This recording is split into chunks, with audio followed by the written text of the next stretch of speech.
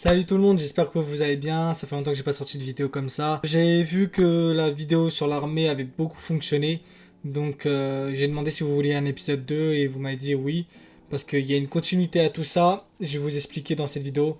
Je tiens juste à vous dire que avant de commencer, c'est pas une vidéo pour me plaindre, je vous raconte juste mon parcours d'entrée à l'armée de terre.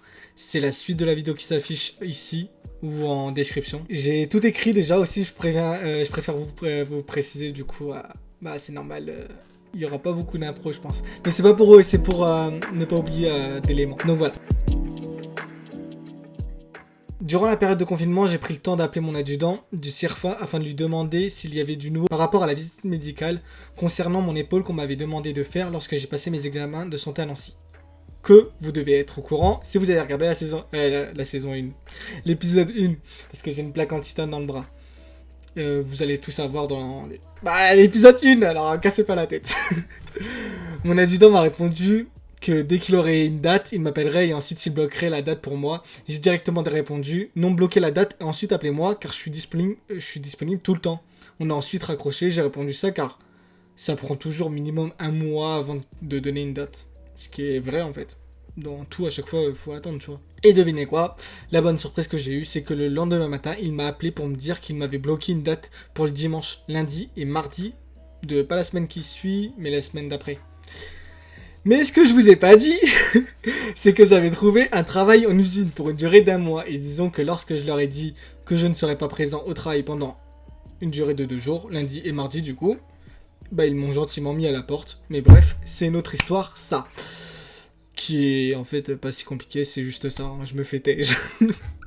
Et ils avaient droit, il fallait juste qu'ils me préviennent 48 heures à l'avance, ou 72 heures.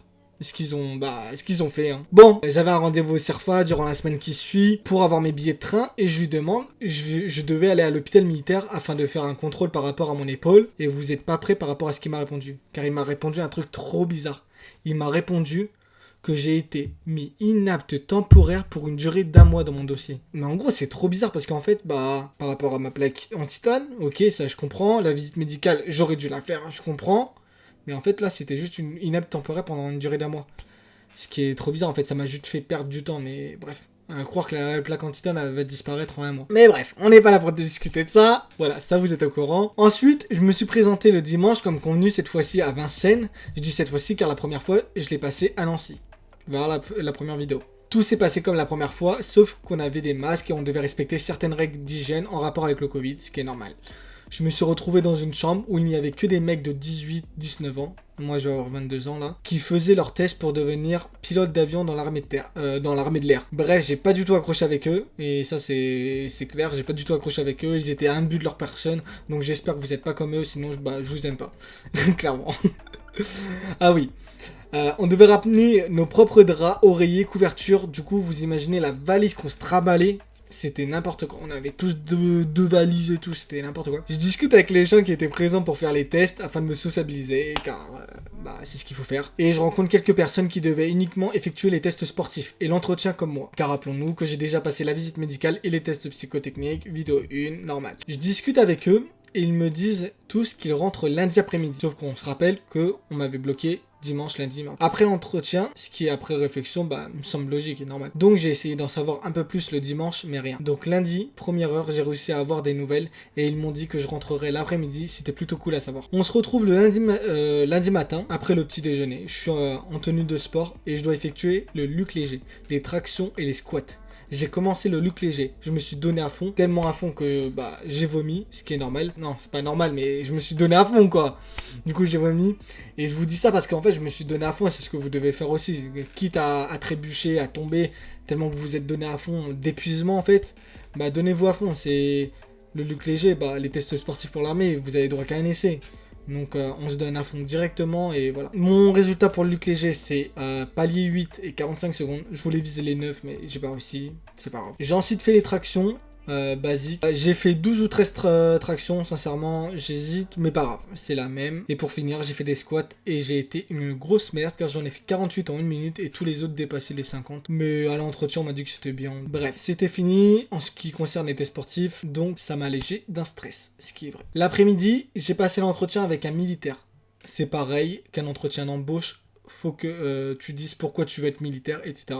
En vrai, c'est vraiment pareil. Il y a même un gars, il s'est ramené en costard et tout, en costard dans sa valise après les tests sportifs, il a fait une douche, il s'est mis en costard et tout. Chacun son truc. Hein. Il y a un mec qui est allé en requin sur vêt, il s'en battait les couilles. Hein. Donc, moi j'étais basique. Hein. Vous faites comme vous voulez, mais je crois que c'est mieux pour paraître sérieux en fait, et un truc comme ça. Tout est fini, je rentre chez moi. Après l'entretien, donc on était lundi après-midi. Sur la route pour rentrer chez moi, donc dans le train, j'appelle mon adjudant du CIRFA. On se fixe une date pour le dernier rendez-vous dans lequel je dois choisir mon régiment d'affectation. On se retrouve le jour du rendez-vous au CIRFA, je dirais une semaine après. Je m'assois à son bureau et on discute de mon dossier et tadam, il me sort un truc exclusif, je dirais même inédit. Il m'a sorti que dans mon dossier, il est mentionné que je ne voyais pas en relief, genre en 3D quoi. Je sais pas, tout le monde voit en relief. Bon, j'ai appris que tout le monde ne voyait pas en relief après. Mais moi, je vois en relief, je le sais.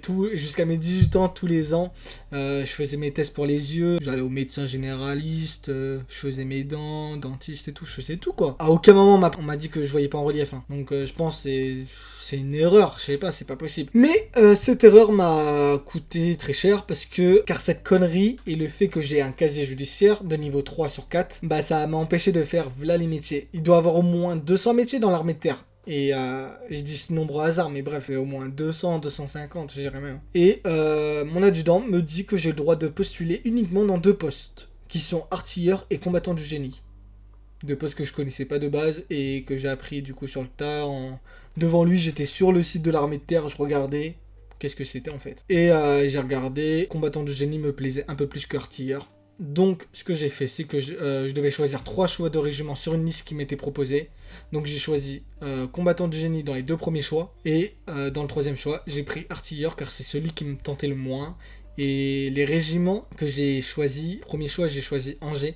Et les 2 choix d'après, c'était des régiments dans l'Est. C'était Val d'Aon, je crois, ou un truc comme ça, et Borogne. Je sais pas, je connais pas du tout, c'est des villes dans l'Est. Mais ça me tentait pas du tout. Angers, je connais par rapport à la Redbox, vous savez, vodka, Amixem, etc. J'y suis jamais allé, hein, vraiment. Mais après, on m'a dit que du bien de cette ville, donc je verrai. Le rendez-vous, il s'est fini au CIRFA. Et 2 semaines après ce rendez-vous-là, j'ai reçu un appel de mon adjudant du CIRFA et il me dit que j'ai été pris au régiment de Angers. Super. Au moins, ça, c'est le truc le plus positif dans cette histoire, c'est que j'ai été pris à Angers. Et je vais commencer en août 2020. Donc, dans un mois, je vais commencer et je vais rentrer dans l'armée de terre. Pour faire les classes. Hein. Les 3 premiers mois, c'est les classes. Et après, les 3 mois d'après, c'est la spécialisation. Donc, combattant de génie. En gros, c'est du déminage, de ce que j'ai compris.